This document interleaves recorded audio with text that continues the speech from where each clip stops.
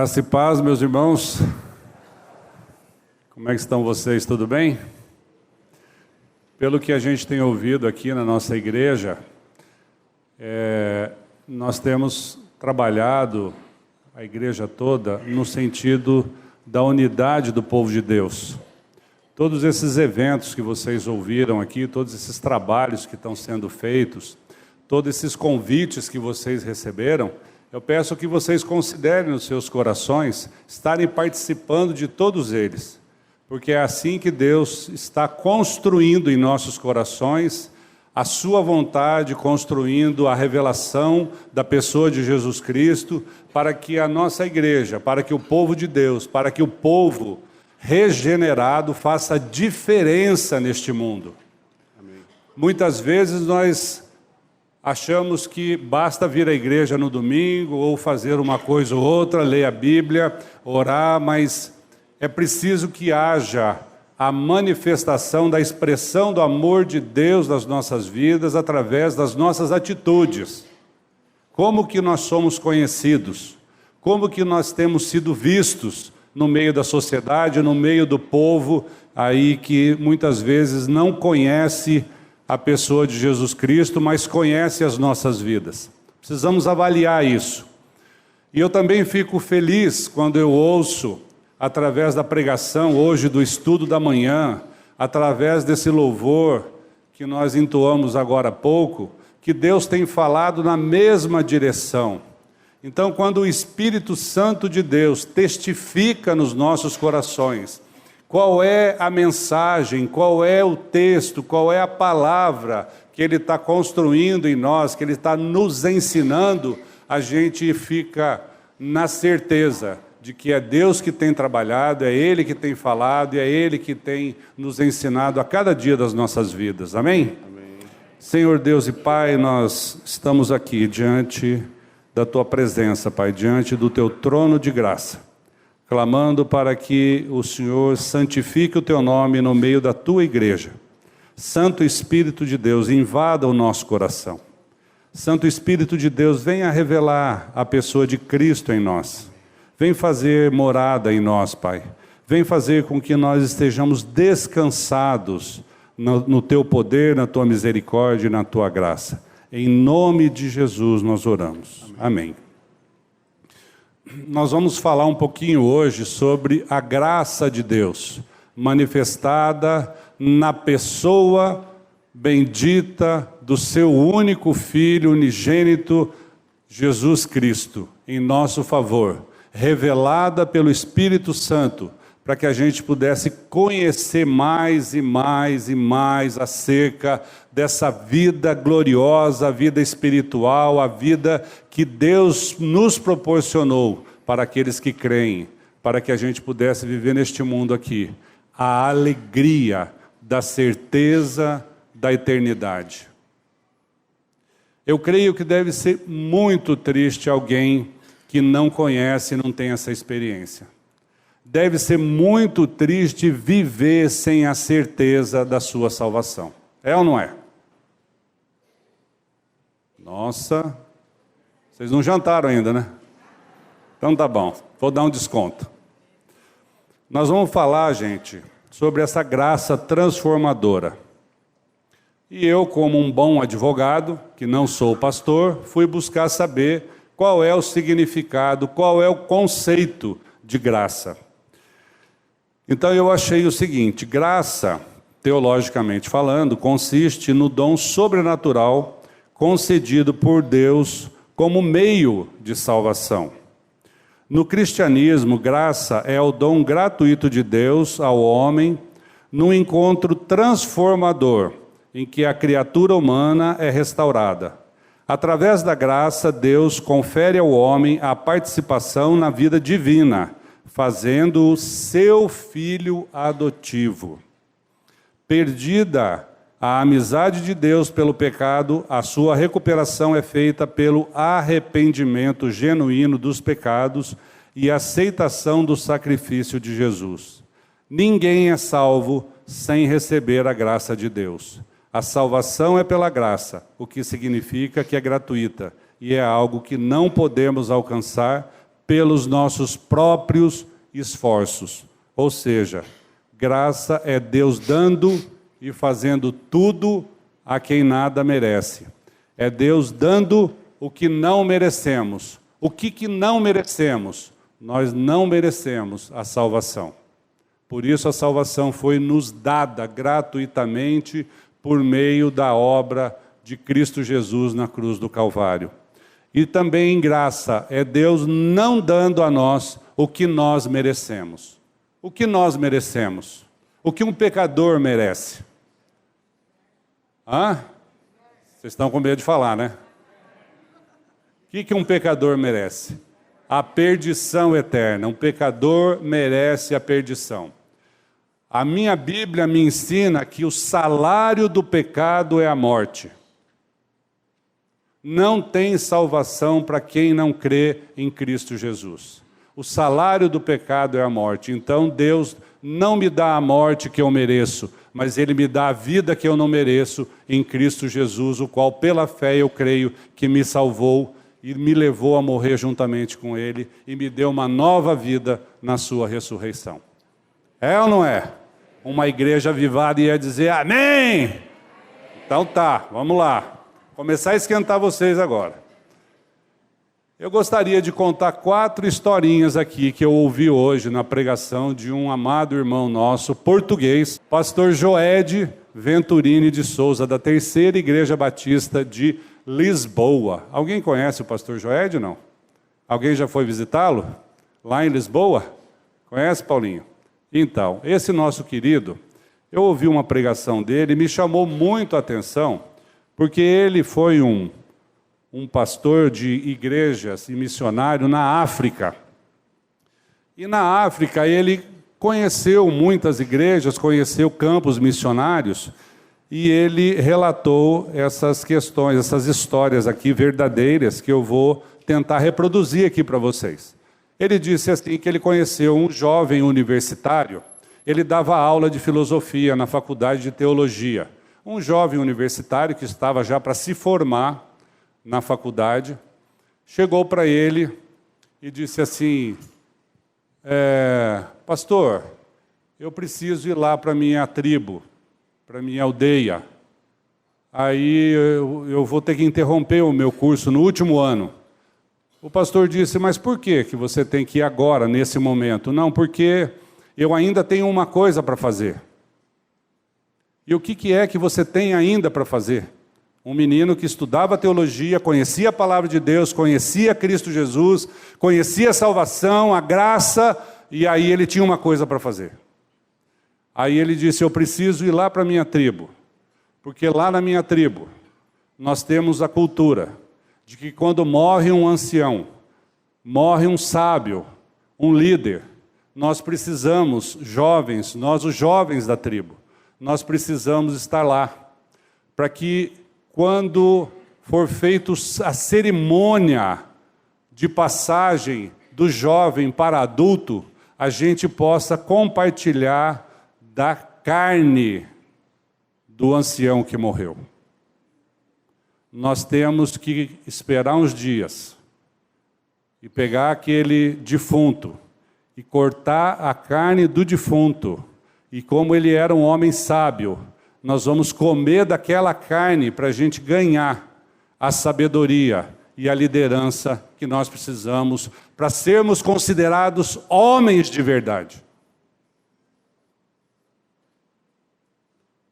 Eu fiquei pensando, gente, se eu precisar comer a carne humana para ser considerado homem, mas naquela tribo, isso era uma coisa muito séria. A segunda história que o pastor Joed contou.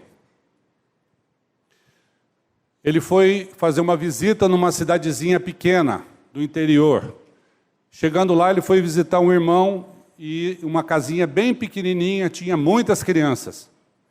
O sol já estava alto, um calor africano, aquele calor tremendo, e as crianças todas dentro de casa.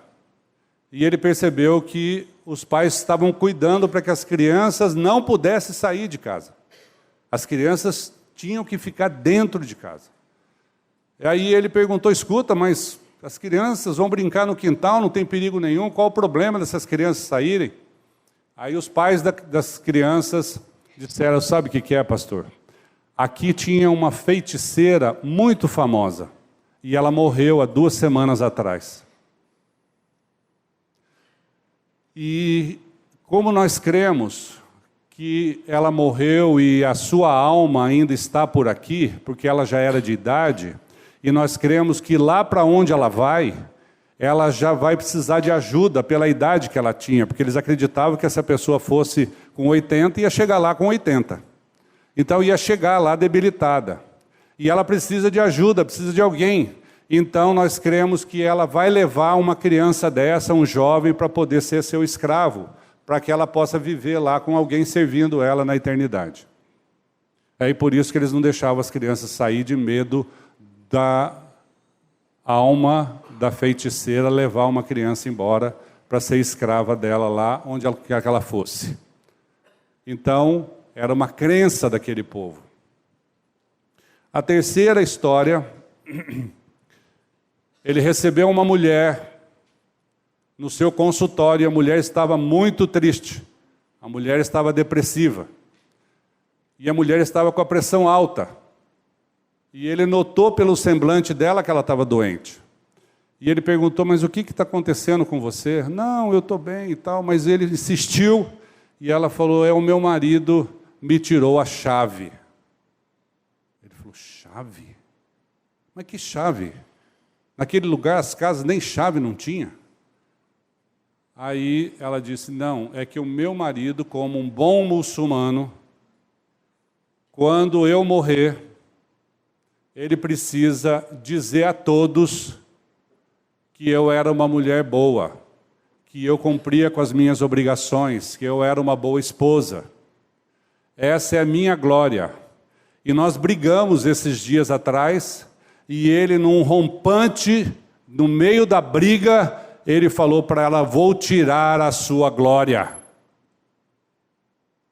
E a mulher, então, entrou numa depressão e estava quase à beira da morte, porque ela dependia do marido que tinha que lhe dar a glória para que ela pudesse viver adequadamente neste mundo, aqui neste mundo na carne. Então ela dependia de outro homem para ter a felicidade, para ter a alegria, para ter a certeza da sua salvação.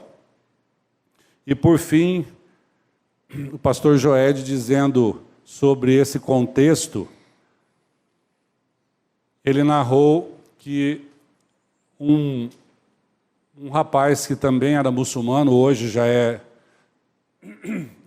é pastor lá da denominação dele. Esse rapaz, quando ele começou a pregar para esse rapaz, ele disse assim, perguntou para o rapaz, você tem certeza da sua salvação? O rapaz disse, ninguém tem certeza da salvação. Eu estou na expectativa, o rapaz dizendo, eu estou na expectativa de que eu possa ser escolhido pelo anjo de Alá para ganhar a salvação. Mas como que é isso? No mês do Ramadã, que é um mês que os muçulmanos jejuam, tem um dia, uma noite, em que eles chamam de a noite do poder, que Alá manda um anjo naquela noite, no meio de todo o povo muçulmano, de todas as mesquitas do mundo inteiro, mais de 1 bilhão de muçulmanos, o anjo vem e escolhe uma pessoa para ser salva. E esse rapaz estava na esperança dele ser o escolhido. Aí o pastor até brincou com ele e falou, rapaz, é mais fácil ganhar na loteria. Porque você ser escolhido, tá bom. Tá bom, ele escolhe, mas como que você sabe que você foi o escolhido? Eu não sei. Ah, não sabe? Não sei. Então você vai ter que morrer para saber quando chegar lá se você foi escolhido ou não foi. Exatamente. Bom, eu contei essas histórias para vocês, são verdadeiras, são histórias verdadeiras, para dizer que nós podemos viver aqui no mundo ouvindo dizer sobre a graça de Deus, ouvindo dizer sobre a obra de Cristo, sem, no entanto, tomar posse da graça que nos levou à salvação eterna. Nós podemos viver neste mundo falando uma coisa e fazendo outra coisa. O homem sempre quer ter participação na salvação. Então, esses casos todos que eu contei, a mulher precisava do marido para ser salva, o outro precisava comer a carne lá do ancião da tribo. Então, as pessoas podem viver no mundo achando que necessitam de alguma coisa além da graça de Deus. Eu preciso de alguma coisa a mais. Eu preciso saber o que eu tenho que fazer. Eu preciso saber qual é a minha participação na salvação. E a notícia é boa, nenhuma. Nós não temos nenhuma participação. Olha só, nós precisamos entender que a operação da graça que salva, ela é transformadora. Em que aspecto que a graça de Deus é transformadora? A primeira transformação que Deus faz. Nós nascemos separados de Deus em pecado. Nós nascemos pecadores. E nós carecemos desesperadamente de salvação. A primeira transformação pela graça de Deus que vem em nosso favor é a salvação gratuita, como nós já vimos aqui, por meio da obra salvadora de Cristo na cruz do Calvário. Essa é a primeira transformação. Todo aquele que é salvo, a salvação deve ser concreta. Eu gostaria de compartilhar um texto com vocês, começando a leitura da Bíblia, de Mateus 21. Nós vamos ler uma parábola. Jesus nos ensinava através de parábolas e a gente aprende muito, porque a linguagem que nós entendemos das parábolas, porque isso é verdade nas nossas vidas. Se Jesus falasse daquilo que é próprio da vida espiritual dele com o Pai, a gente não ia entender. Mas na parábola nós conseguimos entender. Mateus 21, a partir do verso 28, nós vamos ver a parábola dos dois filhos. Vamos fazer a leitura? O que vos parece? Um homem tinha 2 filhos. Chegando-se o primeiro, disse: Filho, vai hoje trabalhar na vinha. Ele respondeu: Sim, senhor, porém não foi. Dirigindo-se ao segundo, disse-lhe a mesma coisa. Mas este respondeu: Não quero. Depois, arrependido foi. Qual dos 2 fez a vontade do Pai? Disseram: O segundo. Declarou-lhes Jesus: Em verdade vos digo, que publicanos e meretrizes vos precedem no reino de Deus.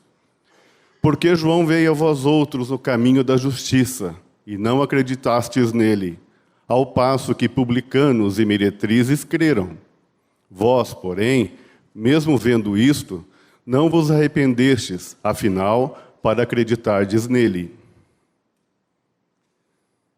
Alguma semelhança aí com alguma coisa que já aconteceu na vida de vocês nesse sentido?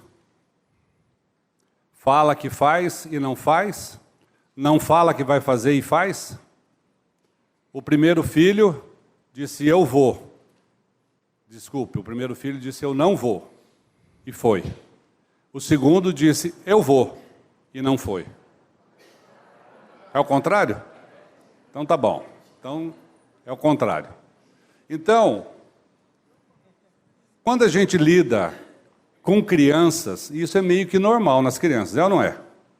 Você quer ver uma coisa? Pede para o Joãozinho de 13 anos lavar louça. Qual que é a briga aí? Qual que é a luta? Ele fala, primeira coisa, não vou. Ou então ele fala assim, daqui a pouco. Né? Depois eu vou. Deixa eu terminar aqui de fazer o que eu estou fazendo, depois eu vou. Esse é o coração perverso do homem. Esse é o coração enganador. É aquilo que já está revelado nas Escrituras. Quem nós somos? Nós somos esse. Eu estou falando das crianças, mas isso serve para todos os adultos também. Porque nós temos o mesmo coração. A primeira transformação, Deus nos tira da perdição eterna, que é onde nós merecíamos, pela nossa condição, e com Satanás, e nos transporta para o seu reino de luz, que é a salvação por graça, através da obra de Cristo. Essa é a primeira transformação que Deus faz na nossa vida. É pouco isso, gente? É pouco isso? Não, não é. Essa transformação faz todo sentido para que a gente possa viver aqui a alegria da salvação. Eu estava conversando com os adolescentes ontem e eles estavam me perguntando: Mário, a gente perde a salvação? O que a gente pode fazer para perder a salvação? Tem alguma coisa que a gente faz que perde a salvação? E eu estava explicando para eles que nós não perdemos a salvação uma vez que, pela fé, nós cremos que Jesus Cristo é o Filho de Deus, que Ele é o Salvador das nossas vidas e que nós morremos juntamente com Ele, fomos ressuscitados juntamente com Ele. Mas nós perdemos uma coisa quando a gente começa a andar em pecados. Nós perdemos a alegria da salvação. Nós perdemos a comunhão com o Senhor. Nós passamos a andar distantes do Senhor. Porque na minha Bíblia diz, lá em Isaías, que Deus não tem comunhão com o pecado. Deus, no único momento em que Ele se afastou do seu Filho Jesus Cristo, foi no momento em que Jesus atraiu o pecado da humanidade sobre si naquela cruz. Lembram-se disso? Quando o pecado da humanidade foi atraído no corpo de Cristo, o mundo se escureceu. Qual foi a fala de Cristo Jesus naquele momento? Deus meu, por que me desamparaste? Foi o único momento em que Jesus Cristo não sentiu a presença do Pai. Por quê? Porque Ele estava com o meu pecado no seu corpo. Ele estava com o seu pecado no seu corpo. E aquele pecado fez uma separação entre o Pai e o Filho. E é a mesma coisa que acontece conosco quando nós estamos vivendo em pecados. Quando nós estamos vivendo na prática de pecados. Nós nos distanciamos de Deus. Nós começamos a ter a tristeza de não termos essa comunhão com o Pai. A salvação é uma obra unilateral. Só para a gente ter uma noção disso, a salvação é uma obra unilateral. Não dependeu de nós. Ela é inclusiva e redentora. Ela foi feita de uma vez por todas. Quando Jesus disse lá na cruz, está consumado, acabou. Acabou. Vocês se lembram do Galvão Bueno narrando o jogo um jogo de decisão do Brasil na Copa do Mundo, que dá o apito final aos 47, 48 do segundo tempo, e ele fala, acabou, acabou, não tem mais nada para a gente fazer. Você quer fazer alguma coisa, meu amado? Não precisa ir lá comer carne de defunto. Não precisa ir lá buscar um ídolo para a tua vida. Não precisa colocar ninguém no trono de Deus na sua vida, sentado no trono do seu coração. Nós precisamos entender que a obra está consumada e nós não precisamos de mais nada, e é pela graça. Amém. E essa graça tem que resplandecer, ela tem que aparecer, as pessoas têm que olhar para nós e ver Cristo em nós. As pessoas têm que olhar para nós e falar, esse cara, essa moça, essa mulher tem uma coisa diferente. Não é uma pessoa que eu vejo por aí qualquer, mas é uma pessoa diferente. Ela tem um semblante diferente, ela tem uma luz diferente, ela tem uma fala diferente, ela tem uma esperança no seu falar. E essa esperança não é minha, não é sua, mas é Cristo. É a manifestação da vida de Cristo em nós. E isso que faz com que a gente ande aqui, com dificuldades, com tribulações, com problema de saúde, mas com alegria no nosso coração. Nós temos a esperança da glória. Nós temos um Deus que mora em nós.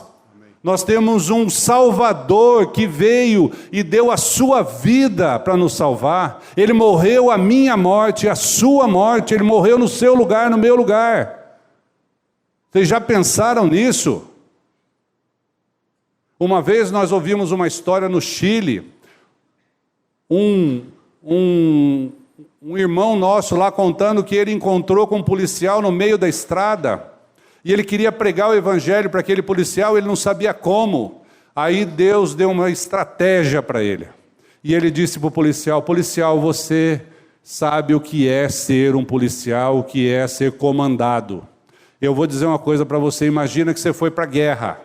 Imagina que chegando lá na guerra, você tenha que ir lá para o front de batalha para dar tiro e levar tiro lá para morrer. Talvez morrer. Você tem que ir lá, na frente, para defender o seu país. Aí o seu general chega para você e fala assim: meu irmão, não vai não, deixa que eu vou no seu lugar. Eu vou lá te defender. Eu vou no seu lugar, fica aqui. Você não vai correr nenhum risco, deixa que eu vou. Imagina vocês que nós temos um Deus que veio do céu, que se tornou homem, para nos fazer entender essa obra, porque senão nós não iríamos entender de forma alguma. Que veio morrer na cruz, que é aquilo que nós merecíamos, que era cada um de nós morrer na cruz. Ele morreu no nosso lugar. E ele, pela fé, ele nos incluiu nessa morte. Ele nos deu a salvação eterna. E hoje nós podemos dizer que nós temos a garantia da salvação.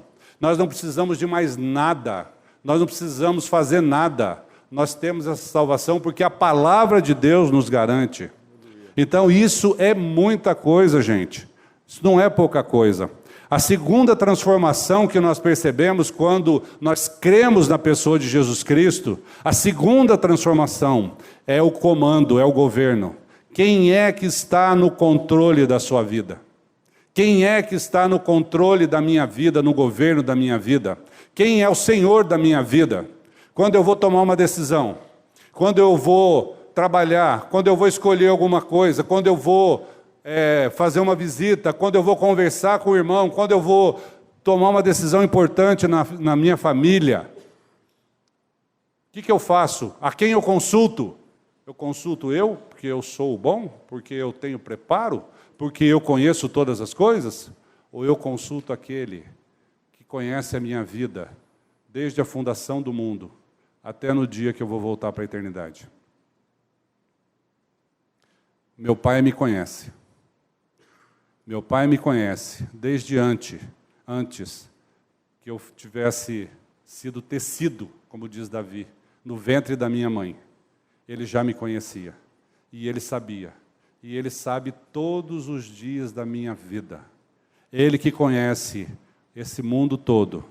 Ele que mediu os céus a palmo.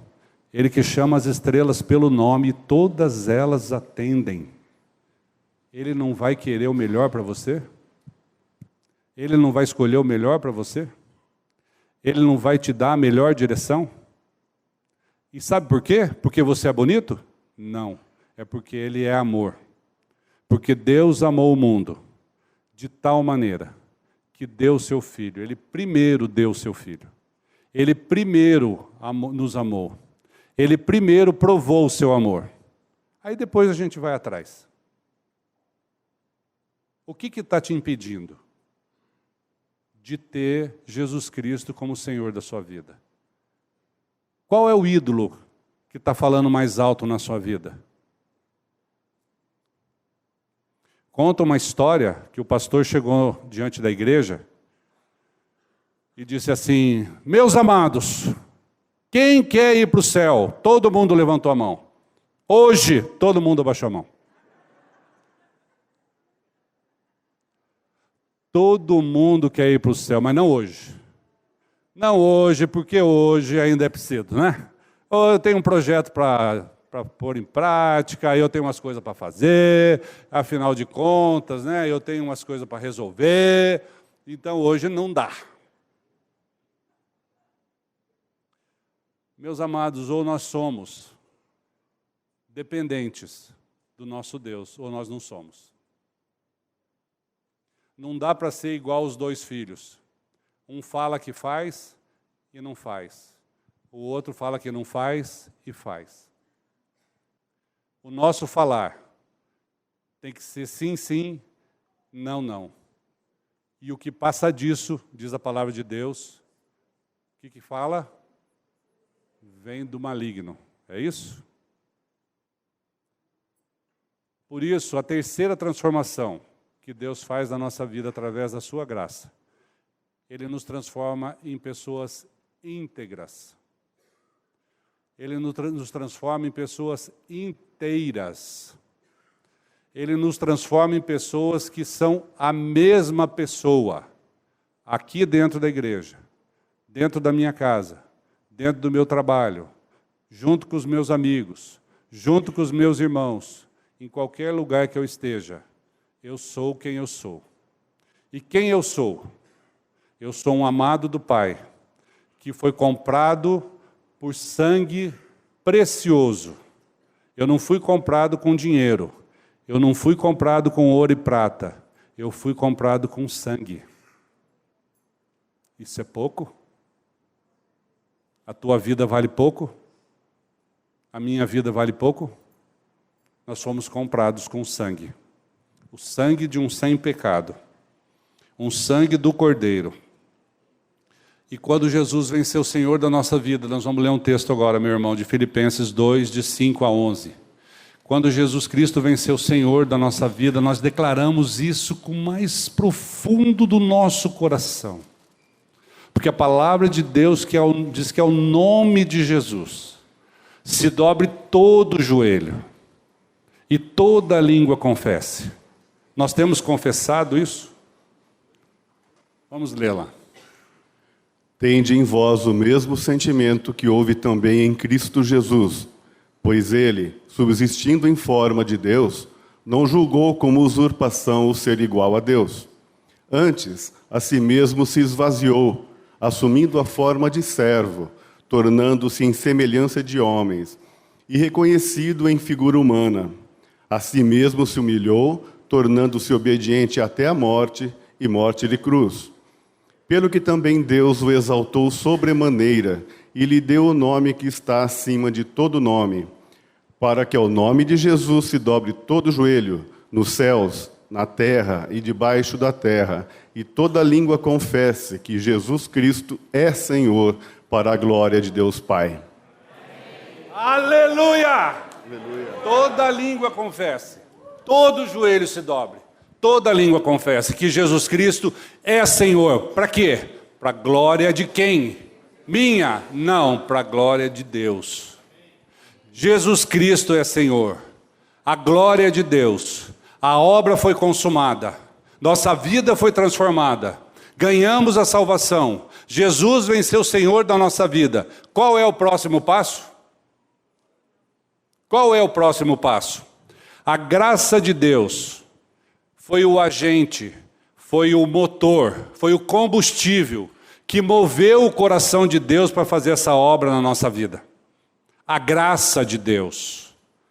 O que é a graça? É Deus fazendo tudo a quem nada merece. O que será que Deus pensou? Eu vou fazer tudo. Eu vou salvar esse povo. O que Deus ganhou com isso? Você já parou para pensar? Hein, pastor? O que Deus ganhou com isso? Dor de cabeça, tenho certeza que ele ganhou um monte, né? Porque a gente é rebelde. Mas a graça continua operando em nosso favor. Em 2 Pedro 1, de 4 a 9, nós vamos ver a transformação que Deus faz, porque nós nascemos mortos em nosso espírito. Deus vem através da obra de Cristo nos vivificar no Espírito. Esse Espírito começa a conversar com a nossa alma e a alma começa a conversar com o corpo. O corpo que antes da experiência vivia na prática de pecados, o corpo que vive na concupiscência da carne, que a Érica até falou hoje um pouco sobre a carne aqui, o corpo que vivia sem a pessoa de Cristo no governo da carne, hoje já muda de governo, hoje já muda de história. Vamos fazer a leitura lá? Pelas quais nos têm sido doadas as suas preciosas e muito grandes promessas, para que por elas vos torneis coparticipantes da natureza divina, livrando-vos da corrupção das paixões que há no mundo.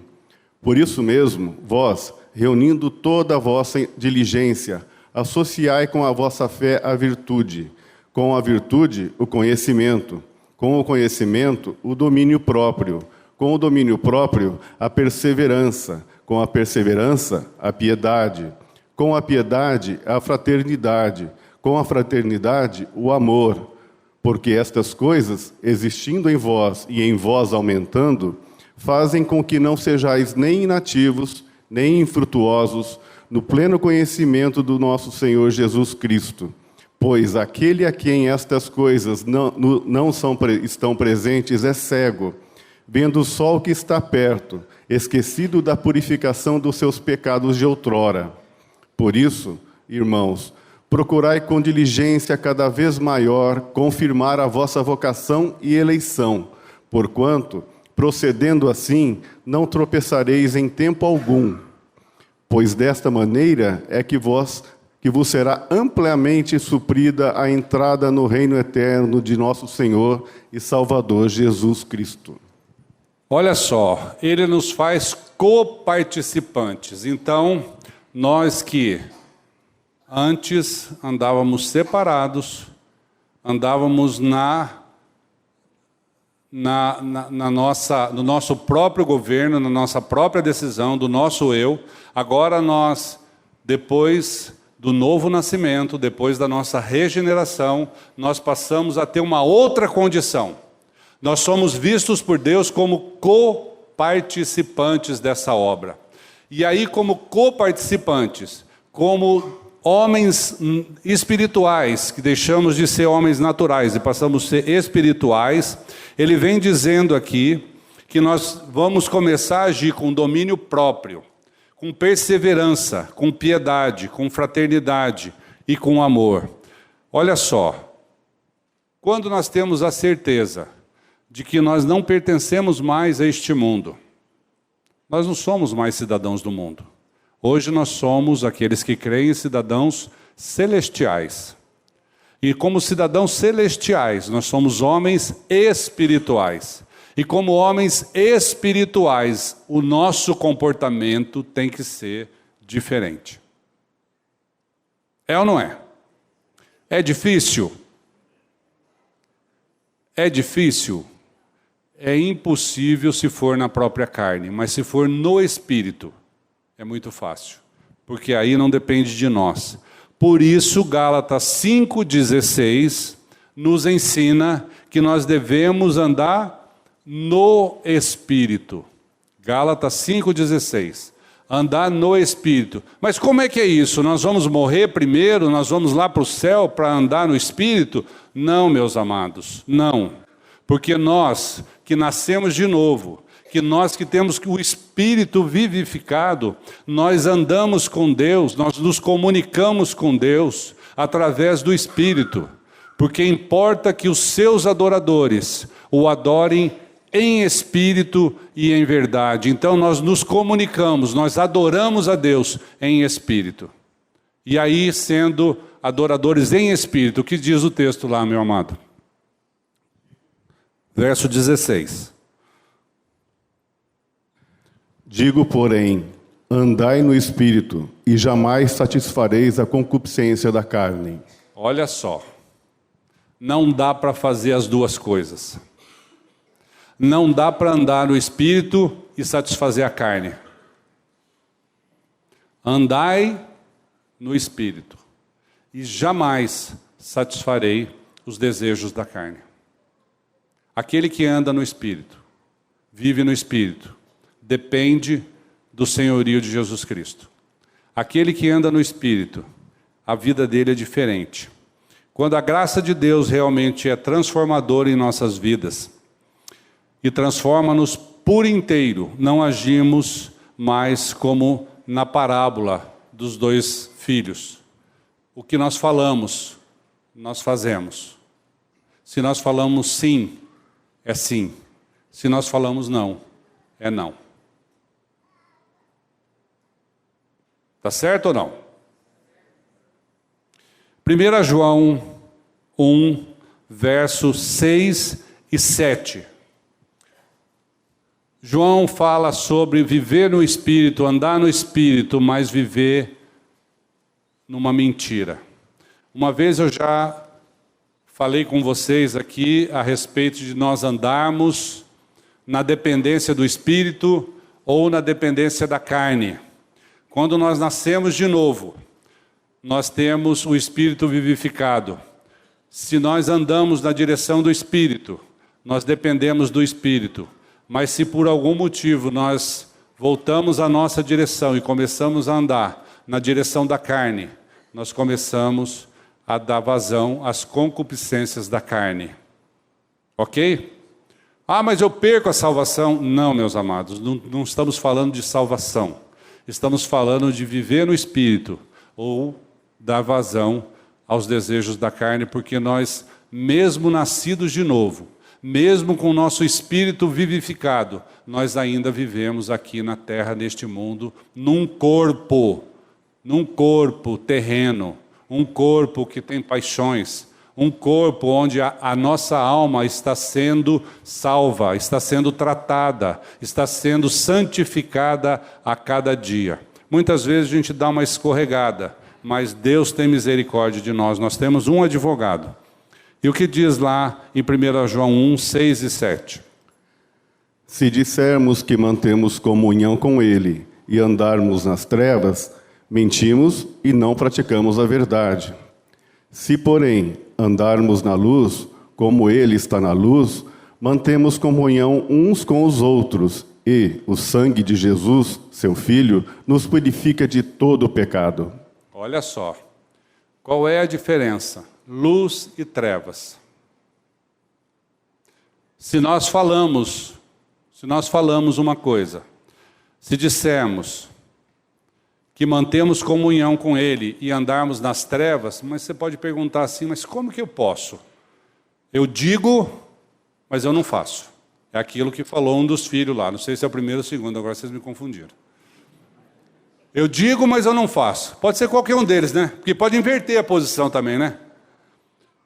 Eu digo, mas eu não faço. Eu digo que eu sou de Jesus Cristo, mas eu ando nas trevas. Eu confesso, como Paulo confessou, vivo, não mais eu, mas Cristo vive em mim. Mas essa confissão pode ser da boca para fora. Essa confissão pode não ser realidade no meu coração. Então eu digo, mas só vocês é que vão saber que eu sou cristão. Aqui dentro eu estou fazendo aquilo que é da vontade da minha carne, a minha vontade terrena. Qual é a consequência disso? No tempo em que Jesus Cristo andava na terra como homem, Ele nos deu um testemunho de vida terrena. Você não vê em toda a Bíblia, em todo o Novo Testamento, você não acha em nenhum lugar onde Cristo agiu de forma não íntegra. Ou seja, Ele não foi idôneo, Ele não foi inteiro. Cristo, durante toda a passagem dele aqui neste mundo, durante os 33 anos e meio que Ele viveu aqui, Ele sempre foi uma pessoa que disse e fazia o que Ele dizia. E tudo o que Ele disse aconteceu. E todas as profecias se cumpriram. E tudo o que Ele disse virou verdade. Porque Ele é a verdade. E é isso que Ele vem nos ensinar. Por pior que seja a verdade, meus irmãos, por pior que seja a consequência da verdade, a verdade cura, a verdade salva, a verdade liberta, né? Por isso que a Bíblia diz, se pois o Filho vos libertar, verdadeiramente sereis livres. Então o que nos liberta é Jesus Cristo, que Ele é o caminho, a verdade e a vida. E ninguém chega ao Pai, chega à salvação, se não for por meio de Jesus Cristo. Quando nós vivemos aqui na verdade, a nossa vida é uma vida de liberdade. É uma vida de tranquilidade, é uma vida leve.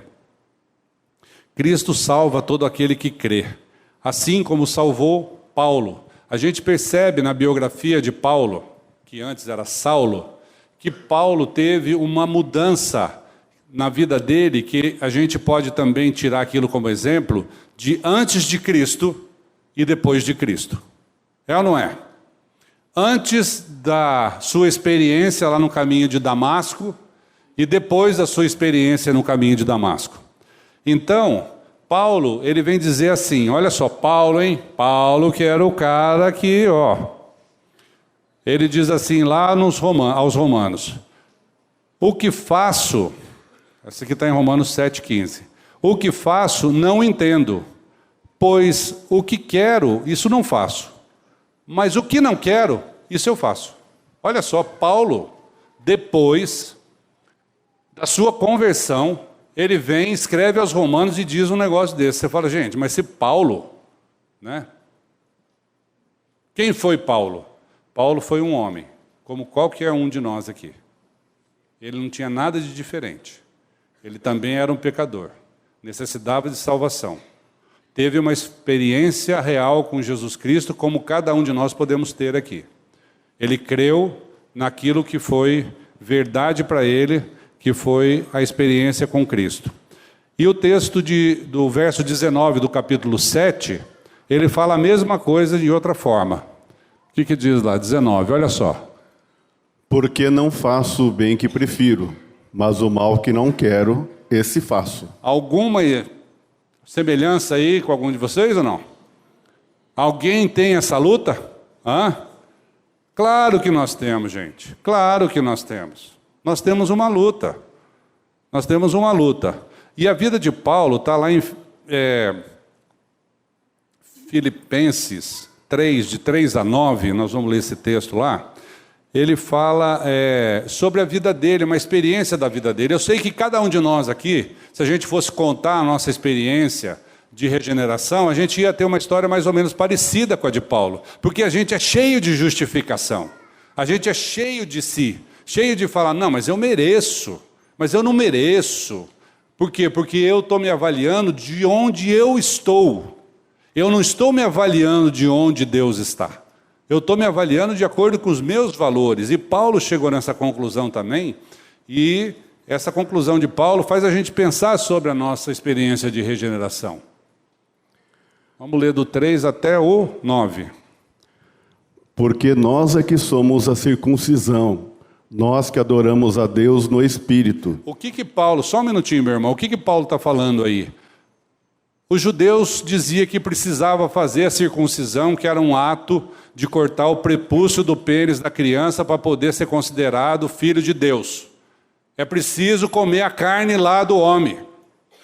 É preciso fazer alguma coisa. Paulo vem falar, não, a circuncisão sou eu, somos nós. Nós somos a encarnação da circuncisão. Nós somos a circuncisão. Não precisamos fazer nada. Mas como que é feita a nossa circuncisão? Pode continuar. E nos gloriamos em Cristo Jesus, e não confiamos na carne. Bem que eu poderia confiar também na carne. Se qualquer outro pensa que pode confiar na carne, eu ainda mais. Circuncidado ao 8º dia, da linhagem de Israel, da tribo de Benjamim, hebreu de hebreus, quanto à lei, fariseu, quanto ao zelo, perseguidor da igreja, quanto à justiça que há na lei, irrepreensível. Mas o que para mim era lucro, isto considerei perda por causa de Cristo.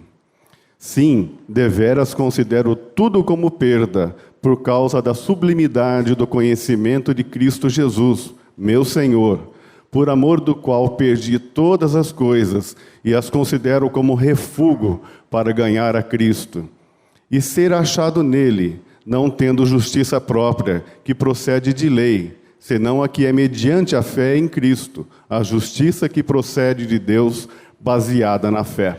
Se Paulo fosse achar que ele ia ter a salvação porque ele era um homem importante, porque ele tinha cumprido a lei, ou pelos valores dos homens, ele falou, bom, eu tenho tudo isso, eu sou de uma linhagem boa, né? Eu fui circuncidado, eu fui criado aos pés de Gamaliel, eu sou um cara importante lá no Sinédrio, eu sou respeitado, então eu não preciso de mais nada. Não, ele disse, isso para mim não vale nada.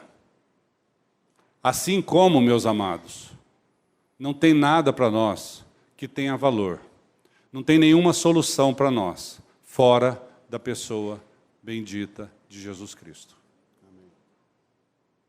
Você quer ter valor aqui para os homens? Você acha que o teu diploma, o teu dinheiro, o teu talão de cheque, o teu carro tem valor? Tem valor sim, para os homens. Você quer ter valor para Deus? Creia em Jesus Cristo. Aquele guarda, quando Paulo estava preso, e perguntou para Paulo assim, o que eu devo fazer para ganhar a salvação? Paulo disse, crê no Senhor Jesus, e serás salvo tu e a tua casa. Por que Paulo disse isso para aquele guarda? Será salvo tu e a tua casa. Porque a experiência de cada um, ela vem fazer diferença nas nossas famílias. Quando você crê em Cristo, as pessoas à tua volta começam a querer essa mesma alegria da tua vida, essa mesma salvação que um dia te alcançou. E as pessoas vêm querer saber o que é que aconteceu de diferente. E por que você está sendo uma pessoa diferente? Por que você está agindo de um jeito diferente? E aí elas vão querer ganhar a mesma experiência que um dia te alcançou. E aí por isso que salvo um, salva a casa. Que todos da família, na minha casa foi assim. Na experiência de uma pessoa da minha família, todos nós ganhamos a mesma experiência. Porque uma vida transformada transforma outras vidas. É que nem você jogar uma pedrinha na água, né? Quando você joga uma pedrinha na água, aquilo reverbera. Aquelas ondinhas vão longe, né? Elas vão alcançando tudo que está à sua volta. A experiência de transformação de nossas vidas pela graça, ela vem da mesma forma. Ela vem transformar as nossas vidas. Ela vem dizer que nós não carecemos de mais nada a não ser do amor de Deus, da graça do Pai e da misericórdia, para que a gente possa ter uma vida aqui neste mundo de unidade, de inteireza, uma vida onde corpo, alma e espírito falam a mesma língua. Nós não temos mais conflito de espírito com corpo. Nós não temos o conflito de falarmos que somos nascidos de novo e ao mesmo tempo andarmos nas trevas. Porque o amor de Deus tem poder e Ele vem trabalhar nas nossas vidas de forma que a gente seja transformado por inteiro. E para encerrar, nós vamos ler um texto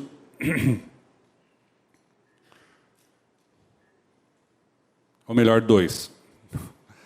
Gálatas 5, a partir do verso 22 até o verso 25, né?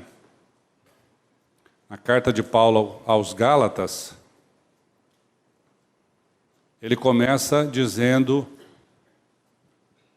um pouco antes ele fala da obra da carne. Não vamos saber o que é isso, né? Não vamos ler isso, porque isso não interessa para nós. Obra da carne hoje nós não vamos falar, porque isso para nós já era. Nós vamos falar do fruto do Espírito. Mas o fruto do Espírito é? Mas o fruto do Espírito é amor, alegria, paz, longanimidade, benignidade, bondade, fidelidade, mansidão, domínio próprio. Contra estas coisas não há lei. E os que são de Cristo Jesus crucificaram a carne com as suas paixões e concupiscências. Se vivemos no Espírito, andemos também no Espírito. Não nos deixemos possuir de vanglória, provocando uns aos outros, tendo inveja uns dos outros. Se eu falo que eu sou de Cristo, se eu vivo no Espírito, eu tenho que andar no Espírito. E 1 Tessalonicenses 5, 23, essa vai ser a nossa oração. Eu queria que você guardasse no seu coração. 1 Tessalonicenses 5, 23. Paulo diz essa oração que vai nos conclamar para que a gente ande em santidade aqui neste mundo. Para que a gente ande na dependência do Pai. Para que a gente tenha a certeza de que nós não podemos viver baseados no que nós somos aqui no mundo, ou que nós pensamos, ou nas nossas escolhas, mas que nós devemos viver baseados naquilo que Deus quer para as nossas vidas.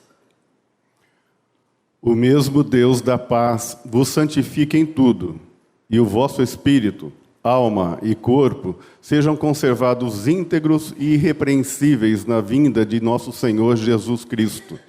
Fiel é o que vos chama, o qual também o fará. Amém? Aleluia, glória a Deus.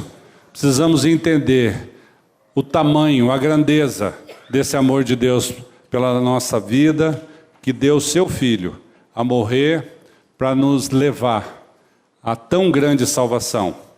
E para que a nossa vida, espírito, alma e corpo, seja a expressão exata do amor de Deus para nós. E a nossa boca fale do que está cheio o nosso coração.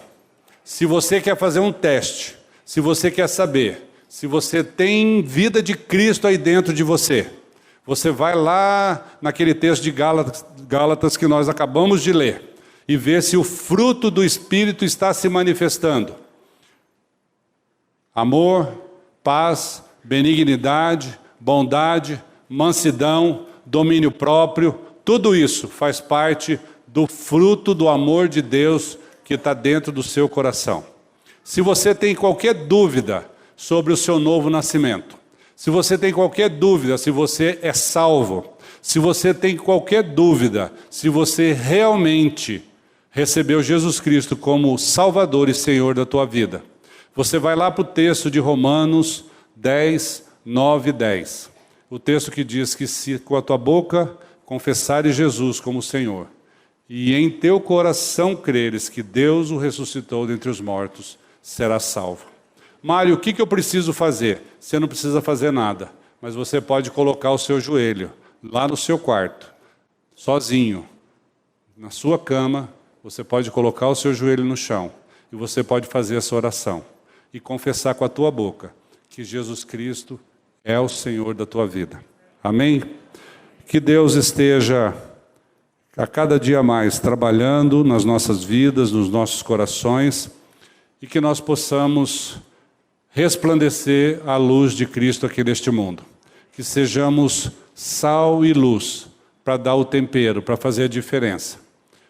E eu peço que Deus abençoe a cada um de vocês, as suas famílias, os seus filhos, suas mães, seus pais, a todos eles, que a gente possa ter a certeza de que nós dependemos totalmente do Rei dos Reis, do Senhor dos Senhores, para vir fazer morada em nós. Amém?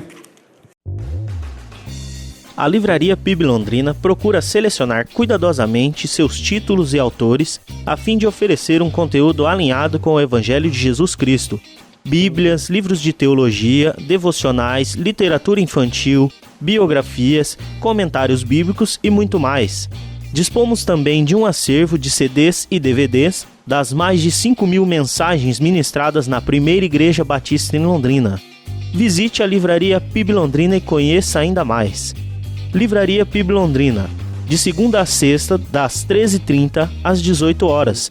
Endereço na Avenida Paraná, 76A, próximo ao Calçadão, bem no centro de Londrina. Ligue para 3372-8921 ou acesse o site www.livrariapiblondrina.com.br.